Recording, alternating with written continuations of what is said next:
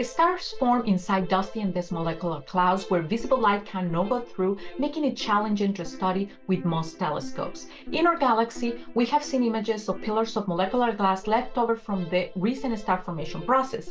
These are the remnants of the cocoons that form stars and that took their shape by the intense light or radiation produced by the newest stars, which first dissociated the molecules into their constituting atoms to later ionize these atoms to produce the intense radiation in the ultraviolet wavelength of the light spectrum.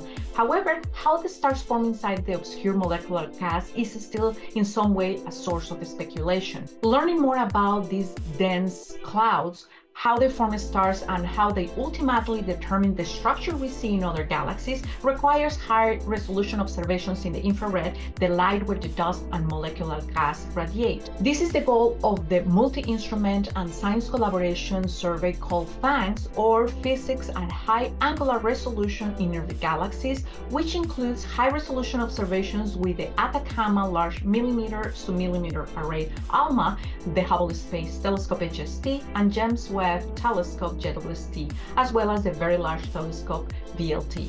The PHANGS collaboration has been building a reference dataset of nearby galaxies to study the different phases of star formations and the interstellar medium at various scales. The most recent observations of 19 nearby galaxies obtained with JWST offers amazing views of these galaxies and allow the science team to reach unprecedented scales between 5 and 50 parsecs at the infrared wavelengths. At this scale, the observations can provide a detailed inventory of star formation and accurate measurement of the mass and age of stellar clusters. This also allows the identification of young stellar populations and the characterization of the physical state of a small dust grain. If we compare the new PHANGS JWST images of NGC 628 in the right panel with the data previously taken with the Spitzer in the left panels, we can see the amazing gain in resolution and sensitivity we get with JWST. We can study now individual star clusters and identify embedded stellar populations.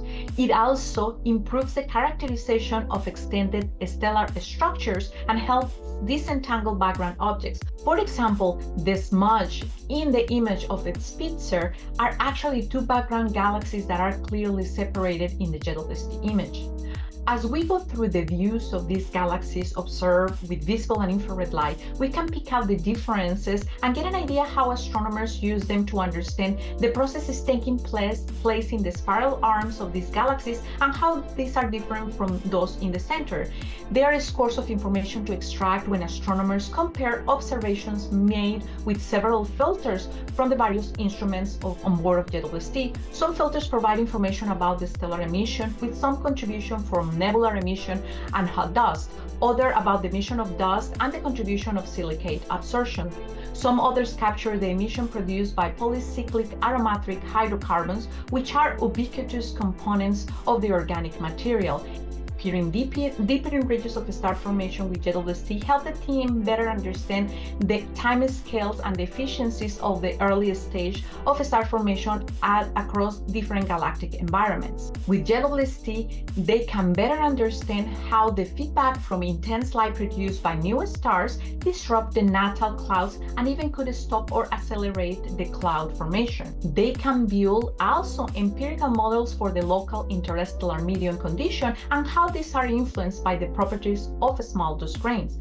Furthermore, they can try to understand better how the obscure dust traces the star formation activity across the diverse galactic environments observed. Comparing optical light data with the infrared, we can see that the dark brown regions in HST images appear illuminated in shades of red and orange in JWST. The structures obscuring all light within and behind in the optical images are due to the dust that doesn't let light pass through. In the infrared, this emission comes mainly from the previous mentioned small dust grains, which absorb and re-emitted the light generated by the youngest stars recently formed in the nearby dark molecular clouds. The images also show remarkable features in the shape of filaments, shells, bubbles, and compact sources. These lie in complex networks with young stellar populations at their edges. These stars provide the feedback energy that, together with the galactic dynamics, shapes the interstellar medium around them. Also, these images show compact sources without optical counterparts, indicating the sites with the earliest stages of star formation. In these images, the blue hue indicates light coming from concentrations of older stars, which emit light in the bluer side of Webb's range.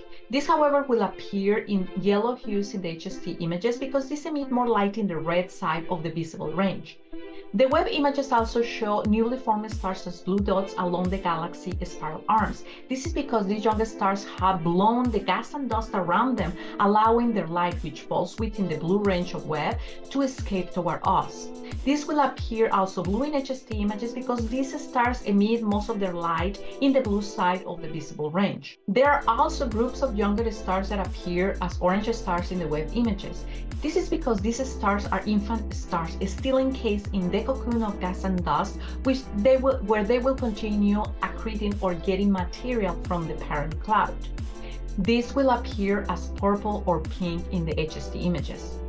Now that the PHANGS team has these detailed images, they will use them to test selection strategies as well to produce complex catalogs that will allow them to answer many of the questions that keep pushing astronomers to make these kind of observations.